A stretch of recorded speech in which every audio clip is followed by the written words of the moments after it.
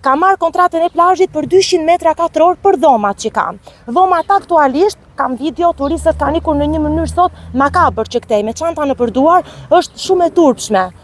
Kanë paguar lekët, kemi kthyer lekët mbrapsht për ta, i kemi sistemuar në për hotelet këtu afër, përse duhet të bëje kjo në kulmin e sezonit, kur ti mua mund të më vije të më thoshe më përpara. Ne e dim që këtu do të bëhet një lungomare, jemi në dieni për këtë gjë, por me sa kemi folur me inxhinierin e firmës, na ka thënë që nuk ka as edhe një lloj punimi në zonë, ne i kemi mbyllur punimet. Ne si subjekt kemi 5 vite që operojmë këtu, është operuar si bar, restorant dhe beach bar, më pas na kanë, domethënë, sipas VKM-s që doli në muajin në muajt të mëparshëm,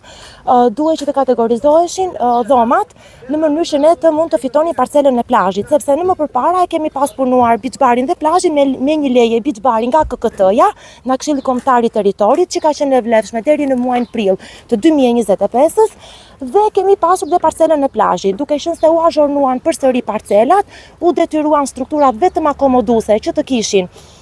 parcel plazhi, atëherë ne kategorizuam dhomat në bazë të një certifikate pronësie që këtu është si truall dhe si ndërtesë 65 metër katror. Ne këto objekte kemi marrë në këto kushte qysh para 5 vitesh.